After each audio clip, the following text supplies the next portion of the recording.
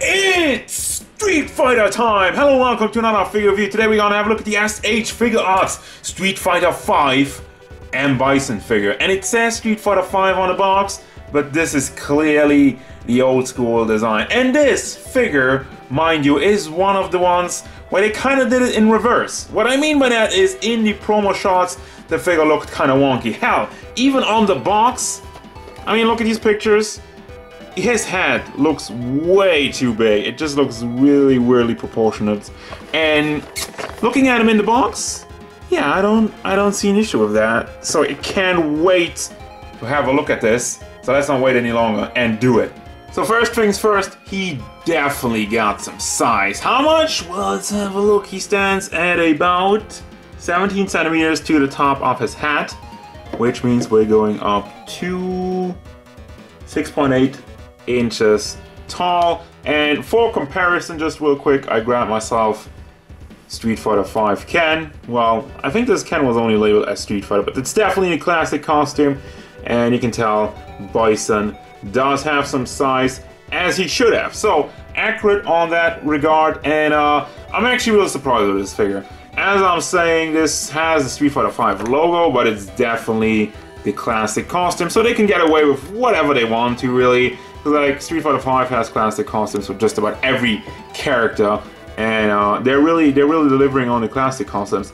First things that you will notice, there's a white line on his neck. That's actually accurate. I looked at that before and I was like, what the hell is going on with that? But no, that is actually in the model of the figure of the character in the game, so they nailed that. Now, what I don't like at all is the thick, well, it's not really thick, but it's just a way too dark black line that goes around the eyes. Same thing for the mouth. It's just like with the Dragon Ball figure arts, they have like a brownish tone that goes around. Nothing that's really just the contrast, you know, the white from the skin tone, it's just a giant contrast and it looks weird, so I would have preferred something else there.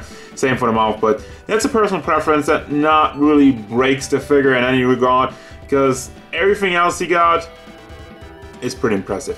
Hair sculpt is very nice, and as you can tell, there's already a lot of shading in the head and different color variations. You got like the red with the black spots with the dry brushing for the shading, and then you have the shiny part of the cap and the blue that just goes around it.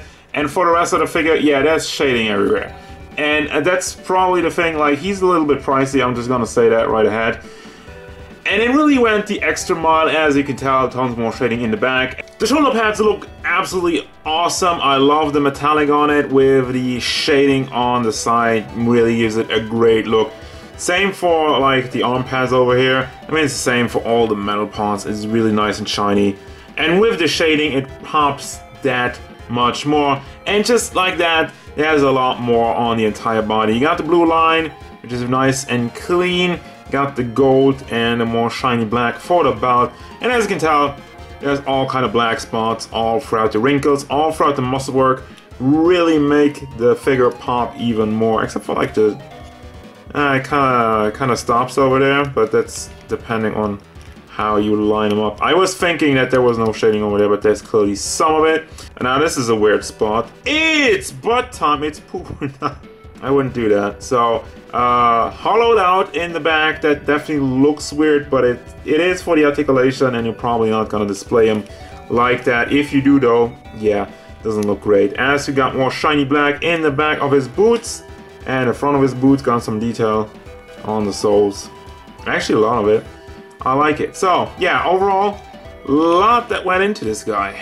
So, for your articulation, I've been a big fan of the fighting body when they started it off, but these days not so much anymore. So, shoulder pads, I'm just getting that out of the way. They're just packed in. Small ball pack. And the pack itself doesn't have another ball in the chest there, which would have been nice. So, you can bring that up, you can rotate that to the side, not really that much. I'm just gonna take them out of the way for now, just so we can have a look at all the stuff that's going on. The head is barely articulated because he has the fat neck.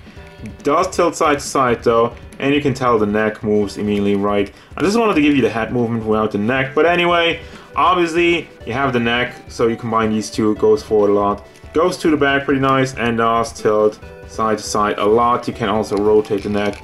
Not all the way around, but it does go a little bit to the side.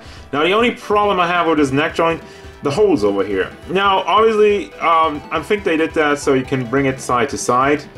But it doesn't even go that far. It still has a little bit of a gap. And looks pretty weird. Obviously, we'll not really notice that with the shoulder pads and whatnot, but it's still there, and I don't really agree with this design choice, which I'm gonna say probably a lot. Same thing for this entire kind of butterfly joint, but it's not really a butterfly joint because it moves up and down. I don't really get any forward and backward movement out of it. Again, makes it look even more wonky, but again, it can be covered up with the shoulder pads, so it's not the worst thing in the world.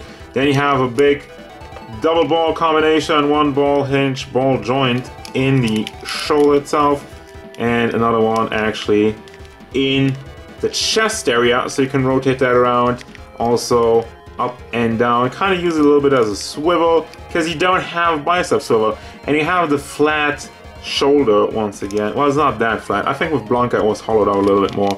Don't have bicep swivel, and then you have the weird elbow joint, which again, don't agree with this design choice. It goes up pretty nicely because you have two hinges, but then you have this flimsy kind of elbow pad which doesn't cover up anything at all, and also can rotate, have a swivel on the elbow.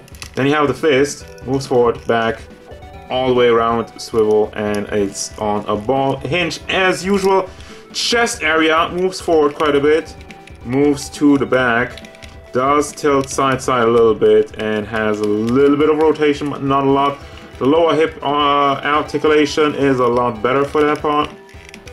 Goes to the back, goes forward, does tilt side side, and does go all the way around. Is not hindered by it at all. Then you got the legs. Let me actually be gentle with that one. This part is soft plastic, the lower part of his outfit, but it is still pretty fixed. It does get in the way. And I don't know it's knacking like that. I don't like this noise. Goes out to the side and does go to the back. Actually pretty nicely. Also has some rotation on the thigh. Double hinged. Well, actually it's a simple ball hinge knee. It does get the job done. It looks clean because they are fairly clean. Maybe the double hinge would have looked weird, but then again, could have covered it up with the knee pads. I don't really know. Again, design choices, I'm not really sure. Then you have ball hinge in foot, back, forward, does tilt side to side quite a lot. And as I've just shown also, there's a toe hinge that does go up, does go down. And then you have this piece, which, what is even on there? It's just a ball, just on a ball pack. Just so you can rotate that around, which, stop making that noise. What is wrong with his leg joint? Please don't break. I don't know what that's all about. I'll keep you updated if something happens. Now for the accessories, you didn't really get a lot. I just reviewed Jiren the other day and I was praising how a big guy got a lot of accessories, but Bison was not so lucky. You got the crossed arm feature, which still looks nice, still has a lot of shading on it, and actually this one is pretty important for Bison. I mean, he likes to cross his arms quite a bit. Then for the hands, you only got these two booby grab hands, which are only, well, mostly for these energy effects, these psycho geysers or whatever it is. They are supposed to kind of fit in the hand. You have like the left and right for that.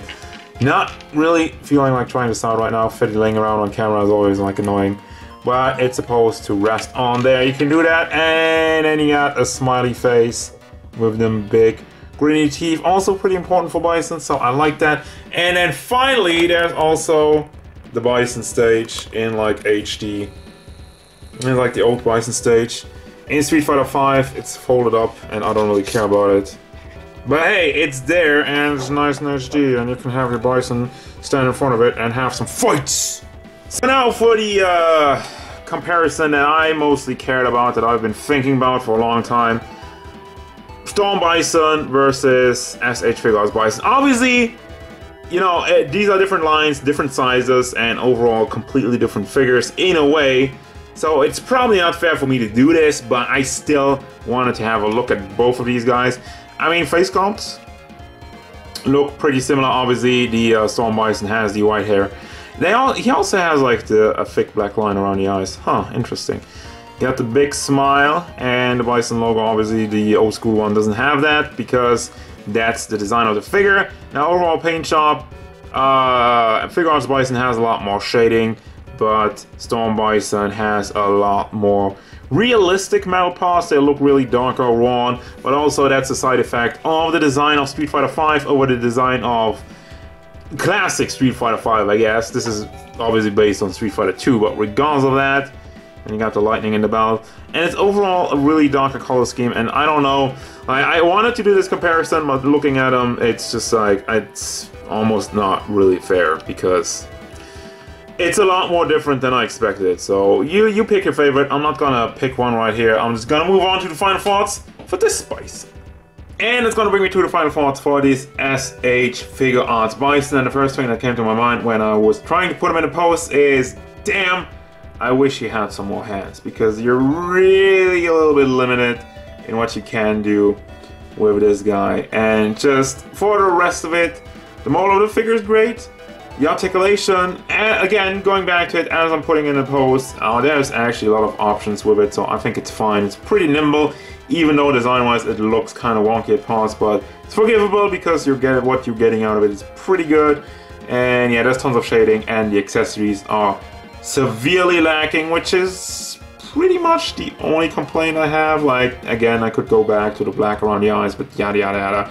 Lots of people are not gonna care about that. That's just a personal thing. So he's fairly pricey, goes up to like 80 bucks, 70, 80, maybe even 90 depending on where you get him. I still do recommend this guy because he looks pretty good, and I really, other than the accessories, I don't really have an issue with it. So yeah, recommend it. That's gonna do it, guys. As usual, thank you very much for watching. Don't forget, if you enjoyed this review, hit it up with a like and subscribe to the channel so you can stay tuned for more figure reviews, card game stuff, and whatever M.Bison wants. Where's my accessories? I am the dictator and I demand more!